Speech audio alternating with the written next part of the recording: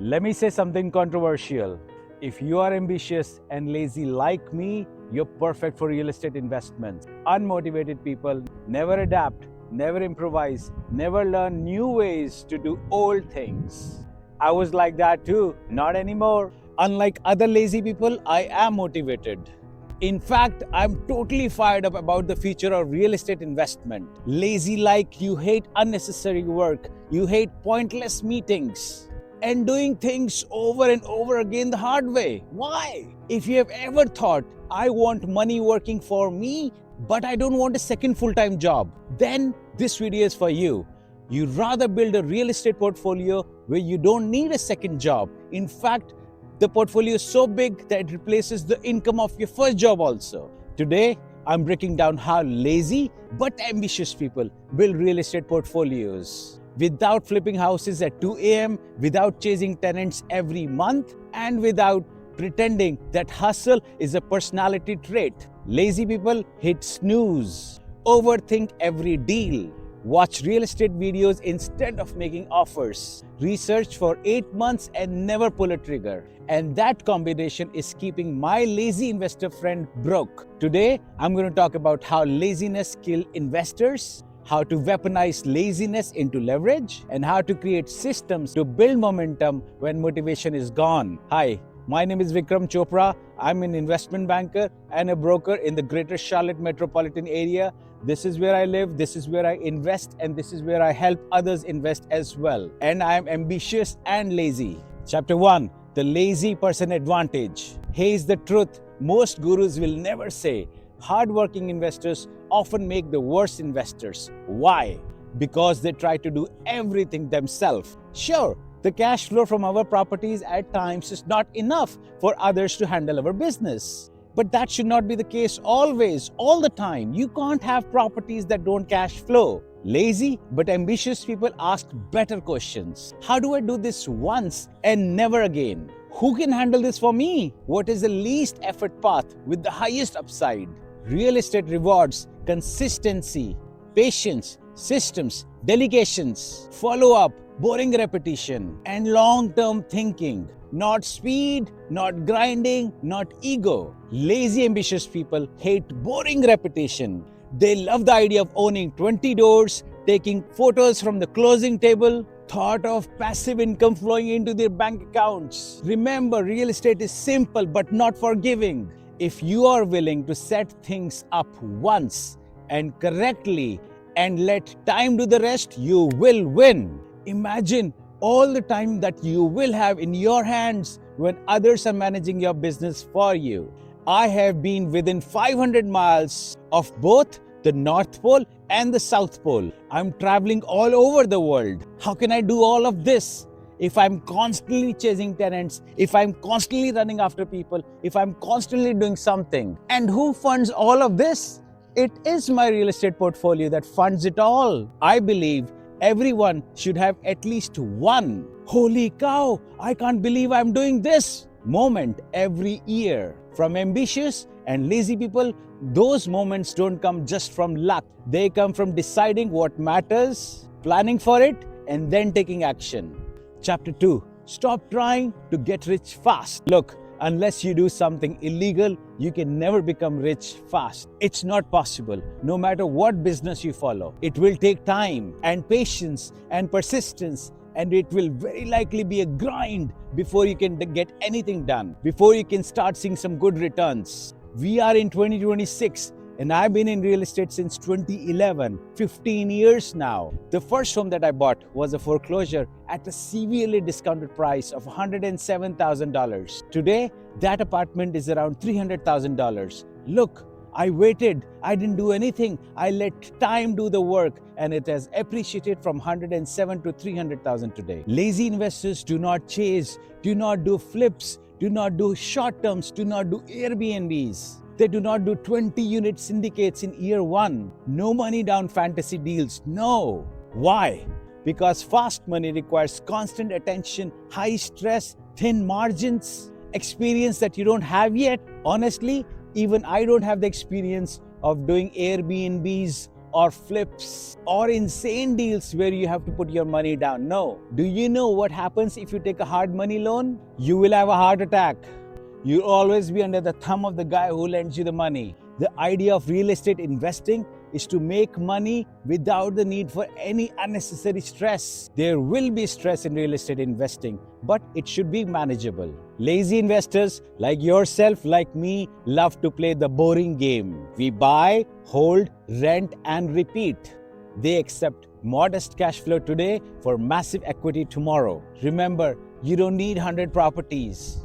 You need 5 to 10 of these boring properties that run without you. You want your rent to be $50 less than the market rent every month. You don't want your home to be more than 30% leveraged. Don't keep taking money out of your home even if the interest rates are low. Your goal is to have the house paid off so that you can pocket the entire rent every month and don't have to pay the mortgage. My goal for my properties is to have at least $1,000 net every month after all expenses. Currently, some give me that return and some don't. I'm not there yet.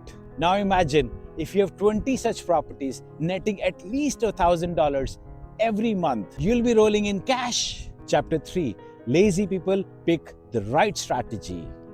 There is no perfect deal. There's only good maths, manageable risk, and perfect execution. You don't watch 200 videos, 14 bigger pocket podcasts, 6 market reports, and make 0 offers. That's not education, that's avoidance. Remember, speed wins, not intelligence. The person who submits 20 offers will always beat the one guy who's analyzing deals for 8 weeks. And that's how lazy people become elite investors. Here are the best real estate investment strategies for ambitious but lazy people. Number 1, house hacking. Low effort, high leverage, preferably a fourplex. Live in one unit, rent out the rest. Low down payment, tenants help pay the mortgage. The property works forever. And then in 2 years, you move to another fourplex that you will buy. Rinse and repeat. You now have 8 homes. The tenant lives in 7 of those. You live in 1 of those.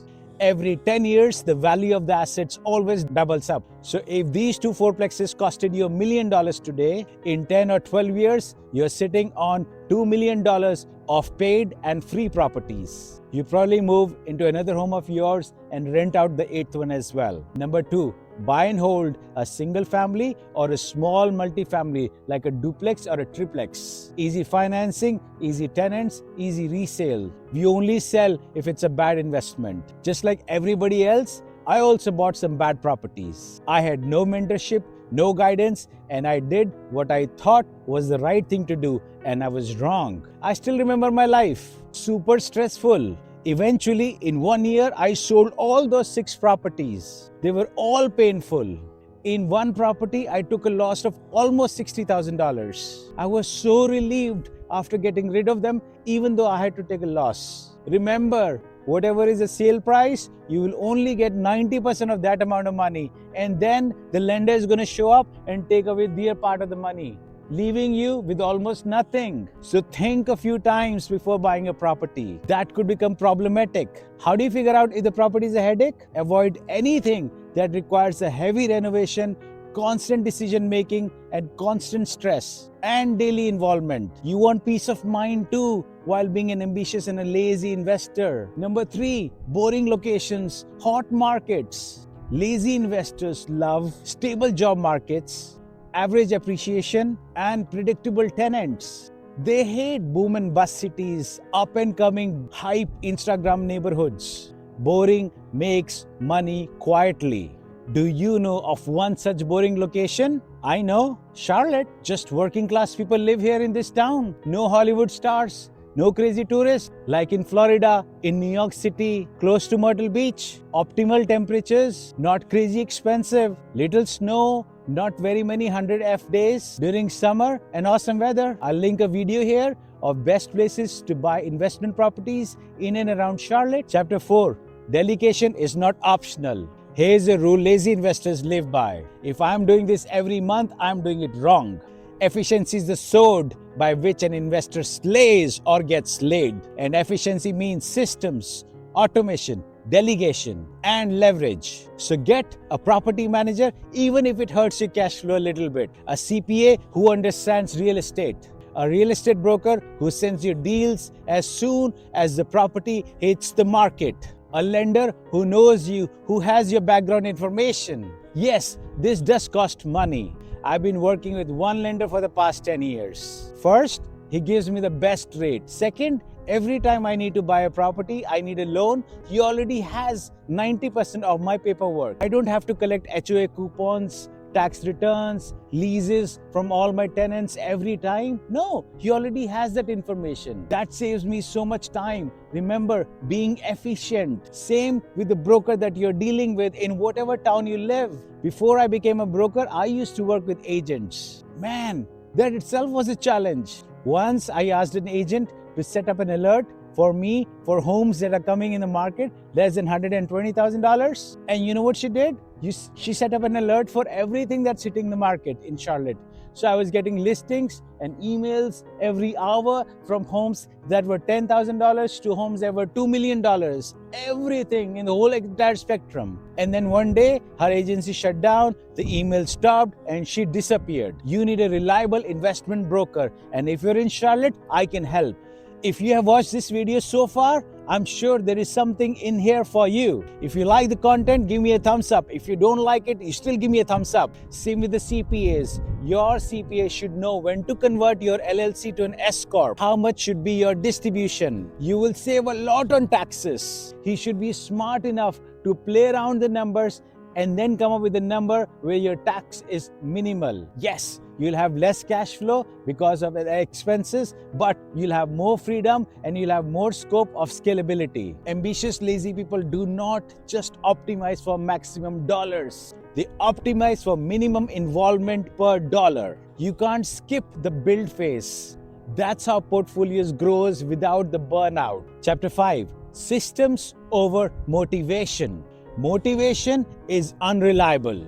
People work hard and extra when they are making money or there's hope for making money. And hope doesn't last too long. So act fast and build systems while the hope flame is still burning. That's why lazy investors build systems around them. Some examples for you. Automatic savings for your down payment, deal criteria written once and never debated again, same inspection process every time, same rent increase schedule annually, and communicate once to the tenant. That's it. No thinking, no should I, no emotional decisions, absolutely no feelings involved. If a deal does not meet the system parameters, it is a no. If it does, it's a yes. I remove the decision fatigue. When I rent my home to a tenant, I tell them on day one while handing them over the keys. This is your rent for the first year and you can expect at least a 5% increase in the rent next year. Also, I tell them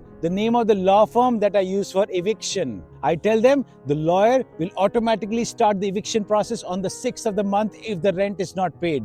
Even if you send me a text or an email, it's no use. The lawyer will start rolling the ball on the 6th regardless of any communication. This way, they are aware that I'm not kidding around. I don't have time for their drama. They need to shape up or ship out. Lazy people like me hate thinking repeatedly, so they eliminate the decisions. Everything is on autopilot. Chapter 6, the 3-property snowball.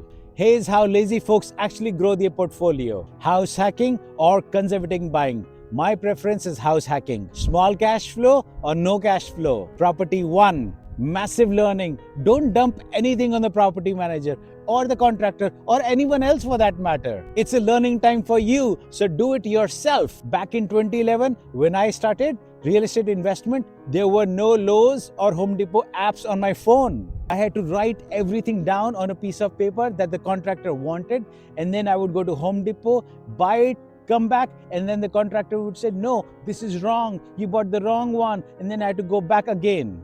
I did this over and over and over again because I did not know anything. I was new, just like you right now. But now we have these apps, and I wasn't as tech savvy then that I am right now. Well, things have changed, times have changed now, but be wary of what you're buying for the rental.